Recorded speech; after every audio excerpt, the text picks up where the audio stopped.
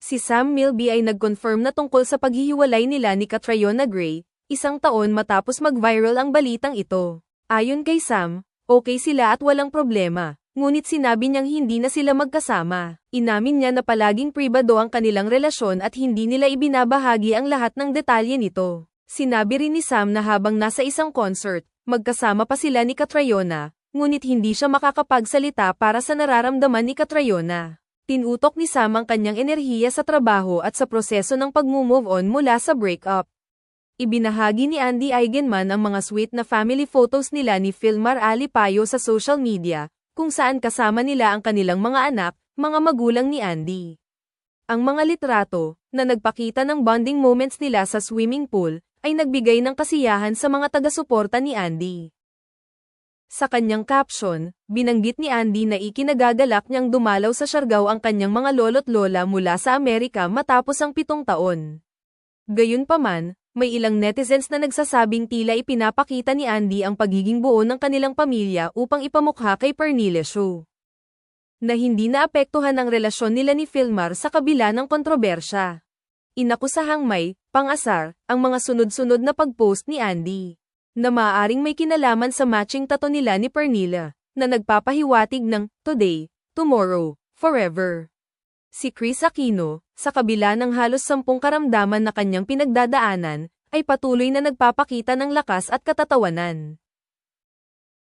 Bagamat nahihirapan, patuloy si Kris na nagpapatawa at ibinabahagi ang mga sandaling kasama ang mga malalapit na kaibigan niya tulad ni Kim Chiu, Miles Ocampo, at iba pang mga kasamahan sa showbiz na bumisita sa kanya.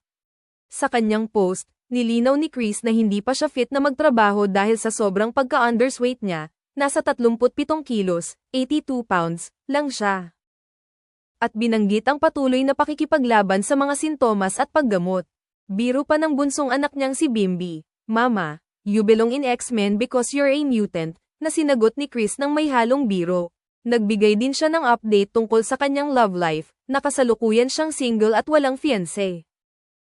Nagsorry na si Jam Ignacio kay Jelly O, ang kanyang fiancé, matapos ang insidente ng pambubugbog sa loob ng kanilang sasakyan. Inamin ni Jam na pinagsisisihan niya ang nangyaring pananakit kay Jelly at humingi ng tawad sa pamilya at mga taong nagmamahal kay Jelly, pati na rin sa sarili niyang pamilya. Sa isang panayam, sinabi ni Jam na nais pa rin niyang ituloy ang pagpapakasal nila ni Jelly, at itinanggi ang balitang nagtatago siya mula sa mga otoridad. Ayon kay Jam, naghihintay siya ng tamang pagkakataon para harapin ang kasong isinampa sa kanya ni Jelly sa NBI. Humarap siya at nagsorry ng taos-puso sa pamilya ni Jelly at sa lahat ng mga naapektuhan ng insidente. Inamin ni Jam na ang hindi pagkakaunawaan nila ni Jelly, na posibleng dulot ng matinding pagod, ang naging sanhi ng insidente. Patuloy niyang pinangarap na makasama si Jelly at bumuo ng pamilya. Sa kanyang mensahe, tiniyak ni Jam na hindi na mauulit ang nangyari at pagpapakumbaba niyang humingi ng tawad kay Jelly, na sinasabing, "Mahal na mahal kita." Like, comment, share and subscribe. Thanks for watching.